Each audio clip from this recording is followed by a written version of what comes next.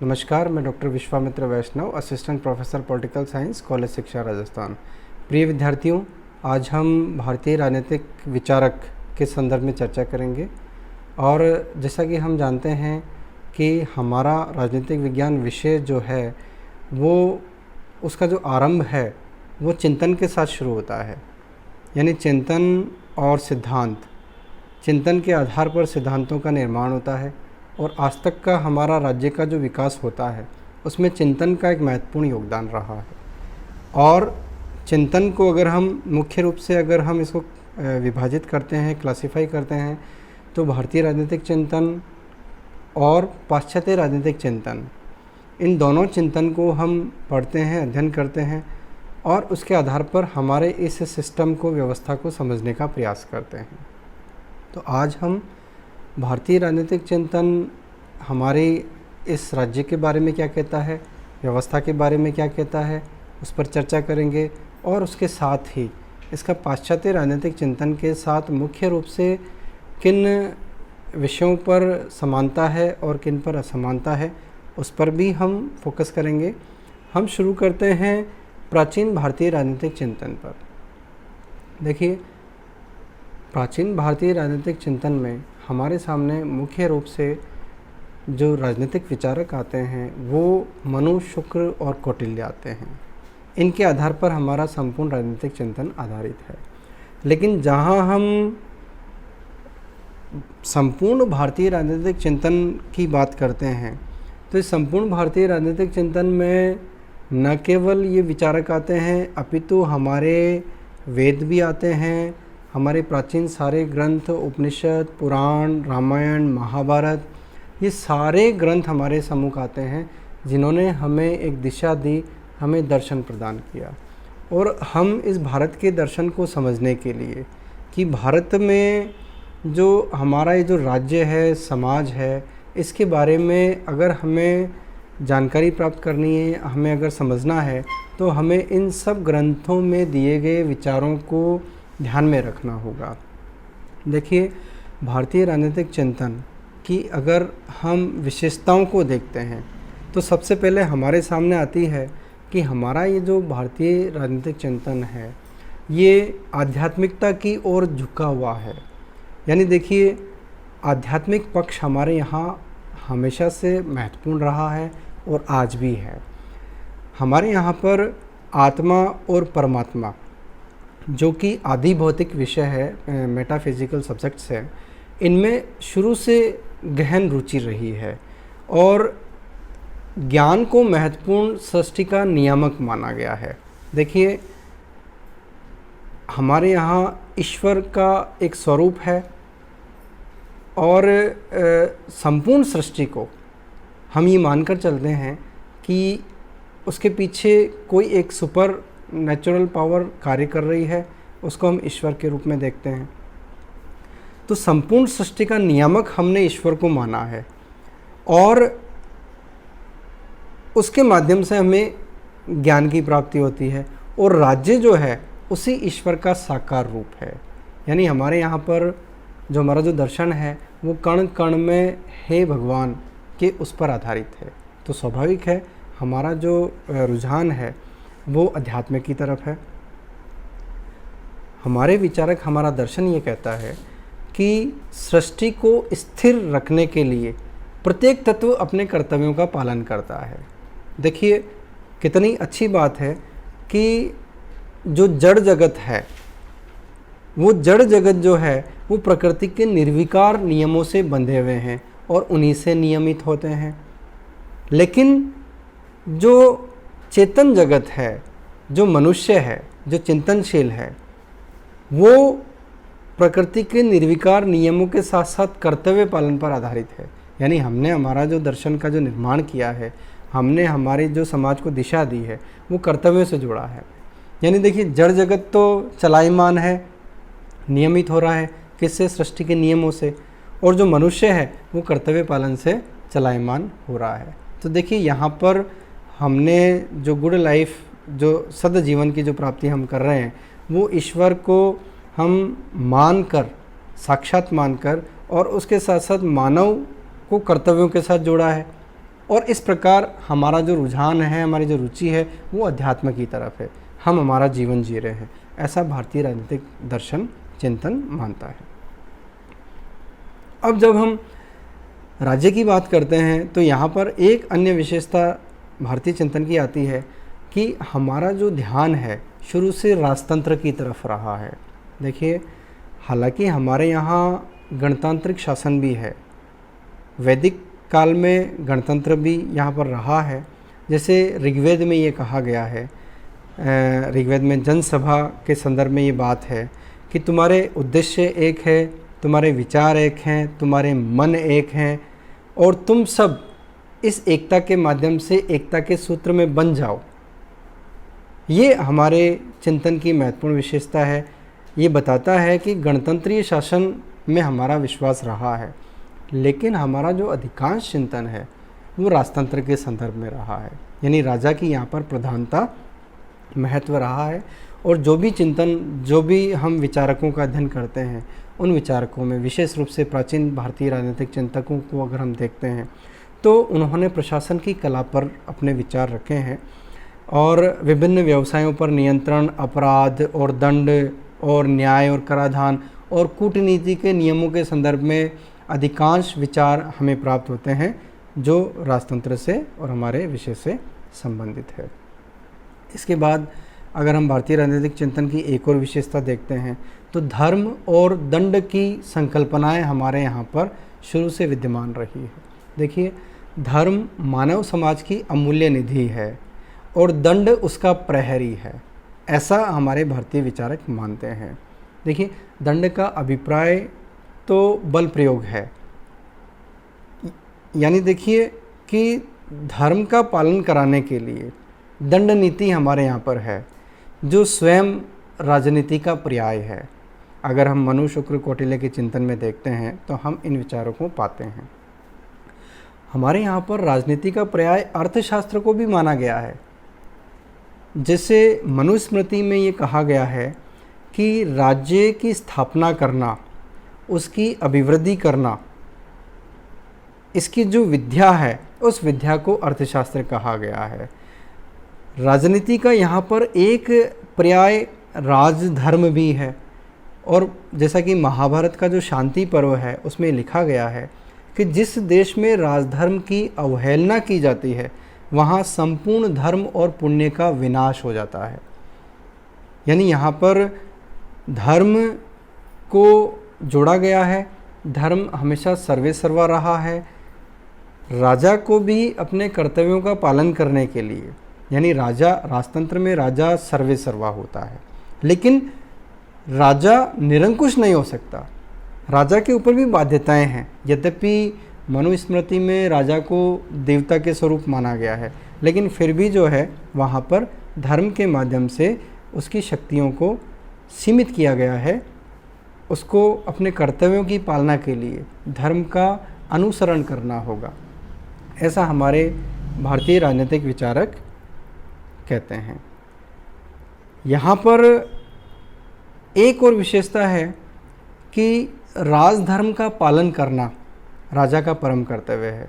देखिए, बहुत ज़्यादा तो जैसे जो पाश्चात्य राजनीतिक चिंतन में राजा के कार्यों और शासन के संगठन की इतनी ज़्यादा चर्चा तो नहीं हो रही है, लेकिन यहाँ राजधर्म को एक बहुत व्यापक परिप्रेक्ष्य में देखा गया है।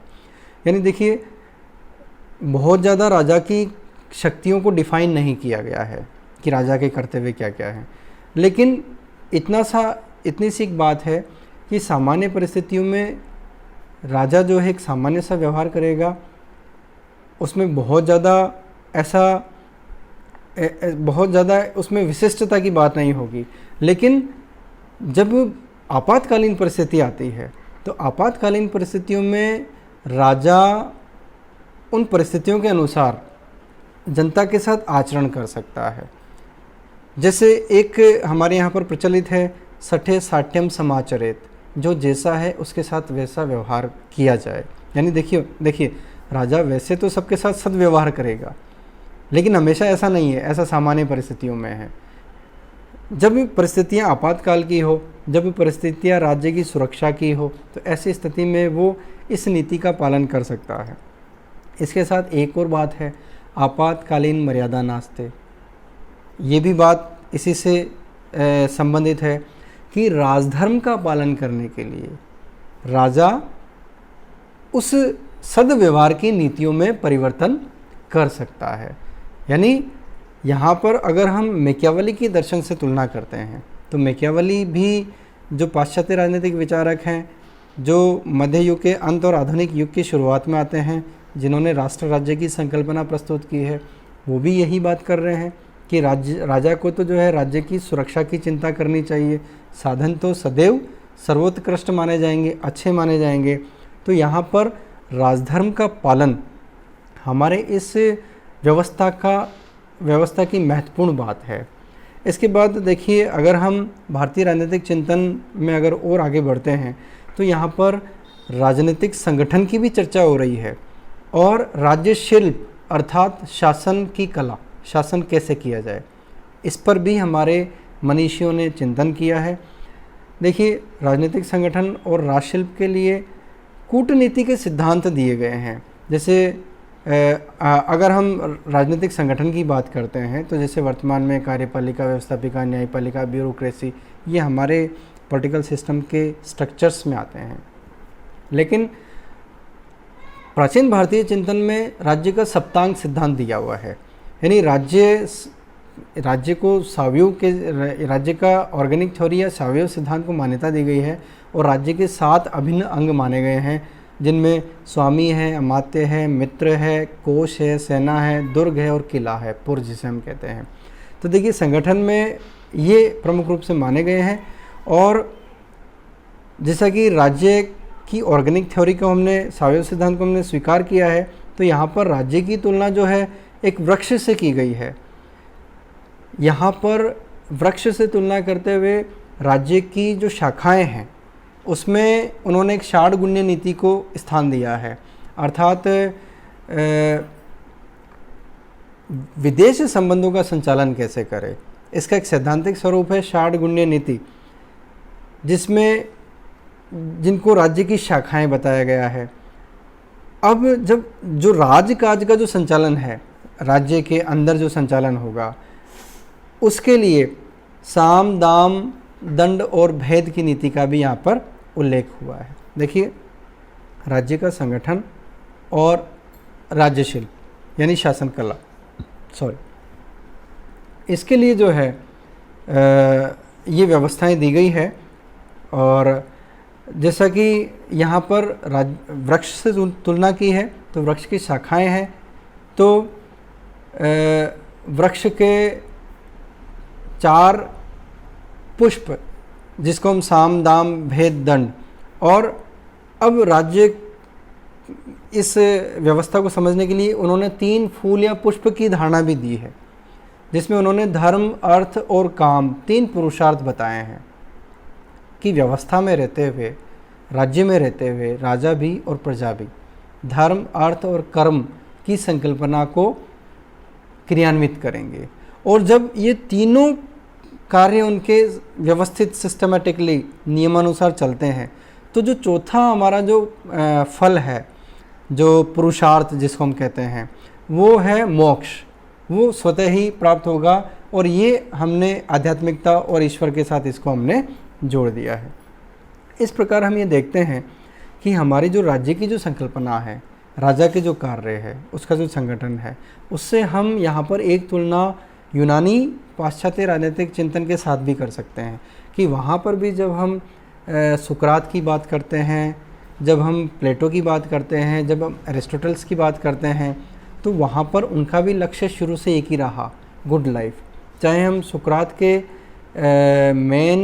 सुकरात का जो सद्गुणी ही न्याय है उसके ऊपर हम फोकस करें, और या फिर हम प्लेटो के आदर्श राज्य की हम बात करें या अरस्तु के आदर्श राज्य की हम बात करें, तो वहाँ पर गुड लाइफ या सज्जीवन एक महत्वपूर्ण वहाँ पर चर्चा होती है।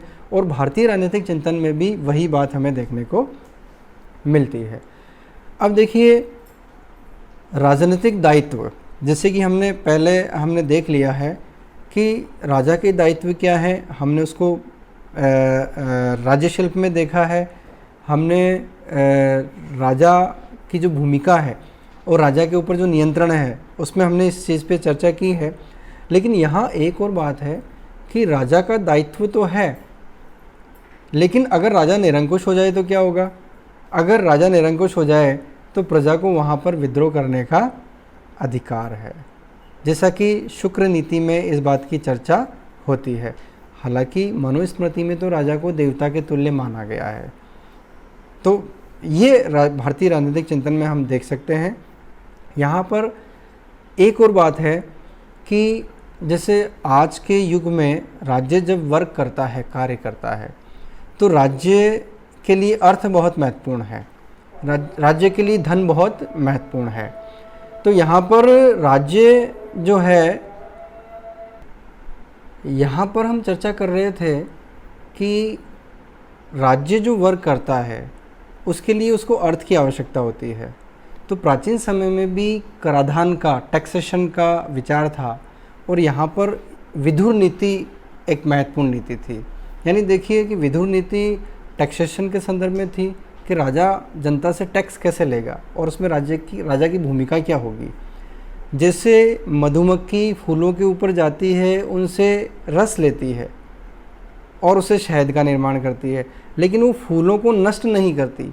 राजा भी उसी तरह से जनता से टैक्स लेगा, लेकिन जनता को परेशानी नहीं होनी चाहिए। तो टैक्सेशन के संदर्भ में, कराधान के संदर्भ में एक बहुत ही सुव्यवस्थित योजना वहाँ पर रही है प्राचीन भारतीय राजनीतिक चिंतन में।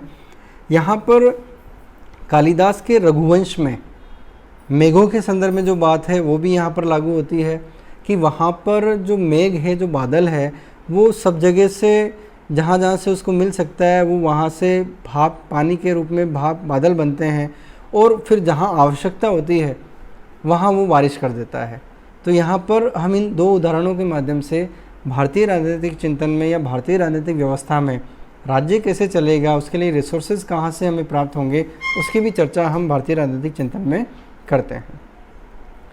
अब देखिए कि अगर हम भारतीय राजनीतिक चिंतन का अध्ययन कर रहे हैं तो इसमें हम इन विशेषताओं के माध्यम से हम ये कह सकते हैं कि जो यूनान में या जो पाश्चात्य राजनीतिक चिंतन में जो अध्ययन हो रहा है, जैसे यूनान में जो अध्ययन होता है, उसके बाद मध्यकाल में एक्विनास, संत थॉमस एक्विनास और ये सब आते हैं, और आधुनिक काल में जो हम पाश्चात्य राजनीतिक विचारकों को हम देखते हैं, मैकियावेली को देखते हैं, हम हॉब्स को देखते हैं, लॉक, रूसो, बेंथम, मिल, कार्ल मार्क्स इत्यादि, इन सब विचारकों को हम देखते हैं। या हम सेंट ऑगस्टाइन के जो दो तलवारों का जो सिद्धांत है उसकी बात अगर हम करते हैं, तो भारतीय राजनीतिक चिंतन में और पाश्चात्य राजनीतिक चिंतन में थोड़ा सा फ़र्क है। यहाँ पर अंतर क्या आता है कि पाश्चात्य राजनीतिक चिंतन में जो है राज्य को समझने के लिए तर्कशास्त्र का उन्होंने अध्ययन किया। राज्य को उन्होंने अनिवार्य माना, आवश्यक माना, और वो हमारी गुड लाइफ के लिए बना हुआ है। ये बात पाश्चात्य राजनीतिक विचारक करते हैं। जब हम आधुनिक काल की तरफ आते हैं तो वहाँ पर स्वतंत्रता, न्याय, समानता, नारी अधिकार, मानववाद, ये कुछ ऐसे इश्यूज़, कुछ ऐसे विषय डेवलप होते हैं इन विषयों के संदर्भ में ही पाश्चात्य राजनीतिक चिंतन अपनी बात को रखता है। यानी देखिए, भारतीय राजनीतिक चिंतन में जहाँ राजा या धर्म या अध्यात्म इन विषयों पर जो विशेष फोकस रहा है, पाश्चात्य राजनीतिक चिंतन में थोड़ा सा अंतर आता है। हालांकि दोनों का लक्ष्य तो वही है, गुड लाइफ। तो ये हम भारतीय और पाश्चात्य राजनीतिक चिंतन में ये थोड़ा सा अंतर हम देखते हैं।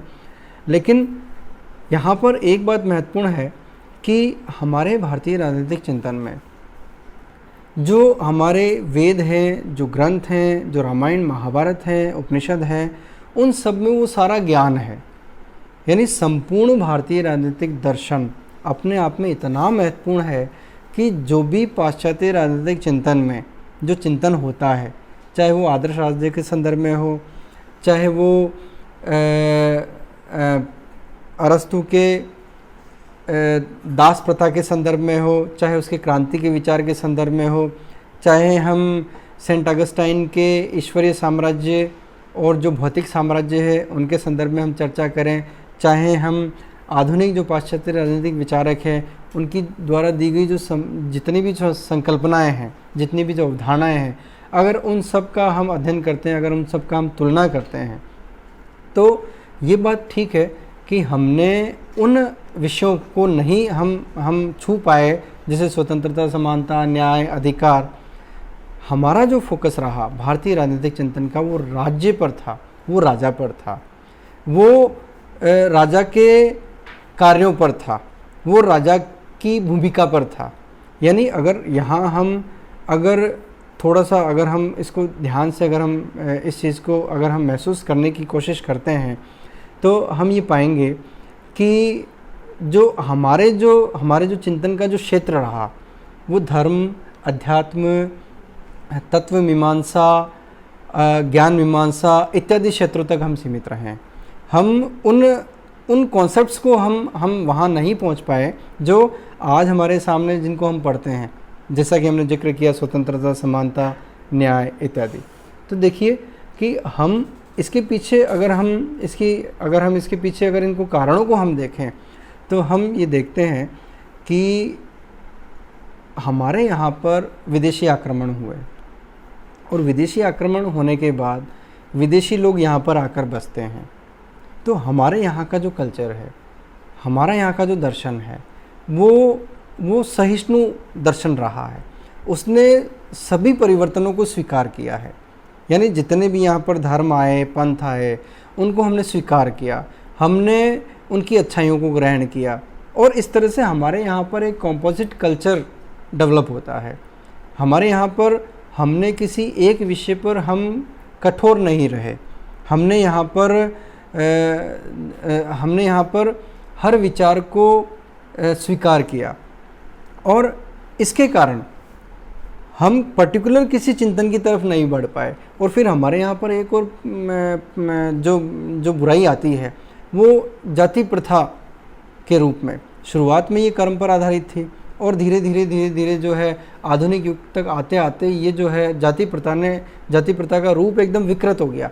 ये हमारे समाज की एक बहुत बड़ी बुराई हो गई, एक बहुत बड़ी विकृति हमारी व्यवस्था में आ गई। तो हम उन विषयों तक नहीं पहुंच पाए। फिर जब हम आधुनिक समय में जब हम छापे खाने की बात करते हैं या विभिन्न आविष्कारों की बात करते हैं तो यहाँ पर पाश्चात्य देशों में ज़्यादा डेवलपमेंट होता है।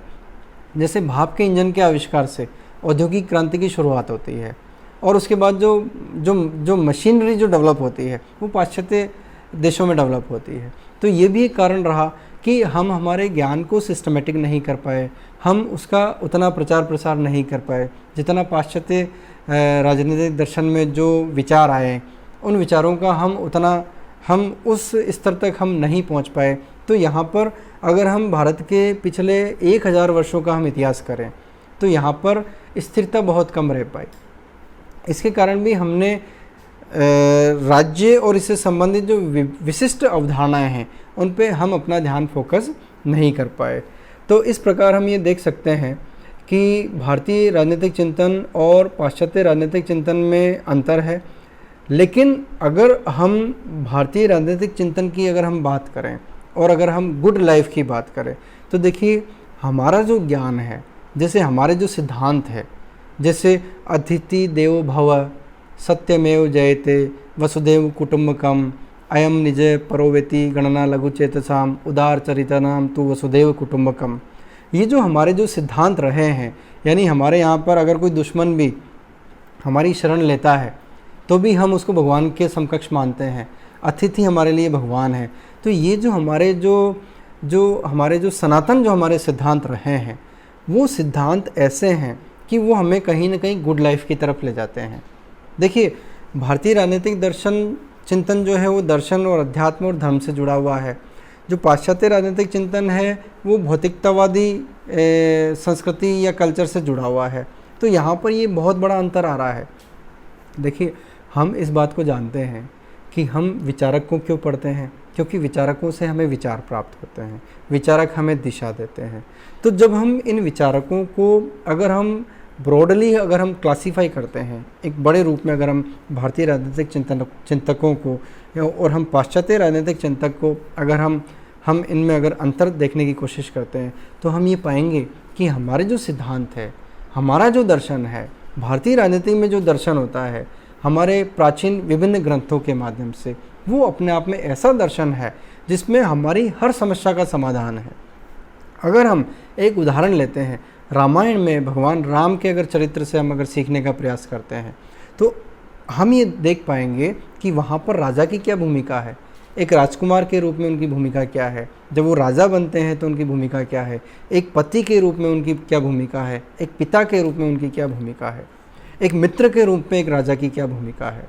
उसको अपने जीवन में उसको मर्यादा पुरुषोत्तम बनने में उनको कितना त्याग करना पड़ता है, उनको कितना अपने विवेक से कार्य करना पड़ता है। तो हमारा जो भारतीय राजनीतिक चिंतन है, वो भारतीय राजनीतिक चिंतन जो है हमें एक ऐसा राज्य देना चाहता है, हमें एक ऐसा समाज देना चाहता है जिसमें किसी भी तरह की कोई कमी ना हो। देखिए, हमारे यहाँ युद्ध के भी नियम है। सूर्यास्त होते ही जो है युद्ध हमारा समाप्त हो जाएगा। यहाँ हम पीठ पीछे वार नहीं करते हैं, हमारा जो युद्ध है वो सिद्धांतों से चलता है। तो देखिए, चाहे राजा के कर्तव्य हो, चाहे राजा का निर्माण हो, चाहे हमारा विदेश नीति नियमों का संचालन हो, विदेश नीति का संचालन हो, अगर हम एक पॉलिटिकल सिस्टम में अगर भारतीय राजनीतिक चिंतन या इनके विचारों को अगर हम अप्लाई करने की कोशिश करते हैं, तो हम किसी भी रूप में पाश्चात्य राजनीतिक चिंतन या चिंतकों के विचारों से हम पीछे नहीं रहेंगे।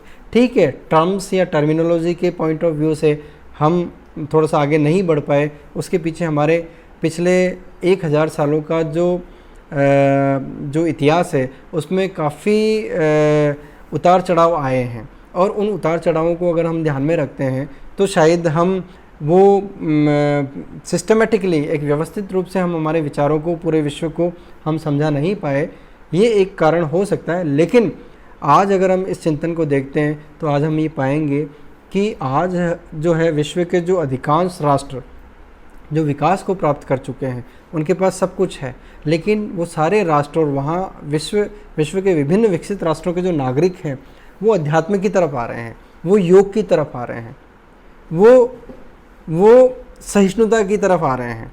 क्योंकि आज उनके समाजों में, विकसित समाजों में जो समस्याएं आ रही है, उन समस्याओं को अगर हम देखते हैं तो उन समस्याओं का समाधान जो है भारतीय राजनीतिक दर्शन में है। भारत जो है विश्व गुरु ऐसे ही नहीं कहलाया। भारत का जो दर्शन है, भारत का जो चिंतन है, भारत में जो चिंतन है उसके पास विश्व की तमाम समस्याओं के समाधान है। तो हम भारत के चिंतन को हम इस प्रकार देख सकते हैं। लेकिन यहाँ पर क्योंकि हम चर्चा कर रहे हैं भारतीय राजनीतिक विचारकों के ऊपर, तो ये तो हो गया हमारा प्राचीन भारतीय राजनीतिक चिंतन। लेकिन जब हम बात करते हैं आधुनिक भारतीय राजनीतिक चिंतन, तो आधुनिक भारतीय राजनीतिक चिंतन में जो हमारे जो विचारक हैं, वो हमारे विचारक जो हैं हम ये समझ सकते हैं कि कुछ उदारवादी विचारक रहे हैं, कुछ राष्ट्रवादी रहे हैं, कुछ गांधीवादी है, कुछ मानवतावादी है, कुछ अध्यात्मवादी है, कुछ समाजवादी विचारक हैं। और इन विचारकों का जो अध्ययन है वो हमारे सामने हम उसको 2-3 तरह से समझ सकते हैं। जैसे सबसे पहले कि कुछ विचारक ऐसे रहे हैं आधुनिक समय में जो प्राचीन भारत के गौरव को वापस स्थापित करना चाहते हैं, और कुछ विचारक ऐसे हैं जो भारतीय समाज में जो स्थापित कुरीतियां हैं उनको दूर करना चाहते हैं। कुछ विचारक ऐसे हैं जो भारतीय राष्ट्रीय आंदोलन के साथ जुड़े हुए हैं। अगर हम इनमें जैसे हम दादा भाई नौरोजी, गोपाल कृष्ण गोखले, बाल गंगाधर तिलक, लाला लाजपत राय, महात्मा गांधी, जयप्रकाश नारायण, जवाहरलाल नेहरू और मानवेंद्र नाथ रॉय, रविंद्रनाथ टैगोर, महर्षि अरविंद, स्वामी दयानंद सरस्वती, स्वामी विवेकानंद, अगर इन सभी विचारकों को जो कि हमारे पिछले 300-400 साल के अंतर्गत हमारे सम्मुख आए हैं और इन्होंने जो दर्शन दिया है, इनका जो दर्शन है विशेष रूप से या तो भारतीय जो गौरव था उसको स्थापित करने का प्रयास किया गया, या जो सामाजिक कुरीतियाँ थी उनको दूर करने का प्रयास किया गया, या फिर राष्ट्रीय आंदोलन के साथ ये जुड़ गए और उस राष्ट्रीय आंदोलन के साथ साथ भारत को वापस स्वतंत्रता दिलाने तक इनका लक्ष्य रहा। तो इस प्रकार से हम भारतीय विचारकों को समझ सकते हैं। प्राचीन भारतीय विचार के संदर्भ में देख सकते हैं, मध्यकाल में और बौद्ध धर्म और जैन धर्म के माध्यम से इस चिंतन को समझा जा सकता है। आधुनिक समय में ये जो स्वतंत्रता आंदोलन के दौरान जो विचारक जुड़े हैं, इनसे कुछ समय पहले के, इन सब विचारकों को हम समझ सकते हैं। और इन विचारकों की जो अध्ययन सामग्री है, जो विषय वस्तु है, इनके जो लक्ष्य हैं, उनको हम भारतीय राजनीतिक चिंतन में समझ सकते हैं। इस प्रकार इस विमर्श से हम इस निष्कर्ष पर पहुंच सकते हैं कि हम हमारे राज्य में व्यवस्था के लिए, सिस्टम के लिए, राज्य को दिशा देने के लिए हम चिंतन का, हम थॉट्स का, हम विचारकों का अध्ययन करते हैं, और विशेष रूप से भारतीय राजनीतिक चिंतन और पाश्चात्य राजनीतिक चिंतन। इस प्रकार हम इन दोनों चिंतकों को समझ सकते हैं, इन दोनों में तुलना कर सकते हैं और हम एक आदर्श राज्य की तरफ बढ़ सकते हैं। धन्यवाद।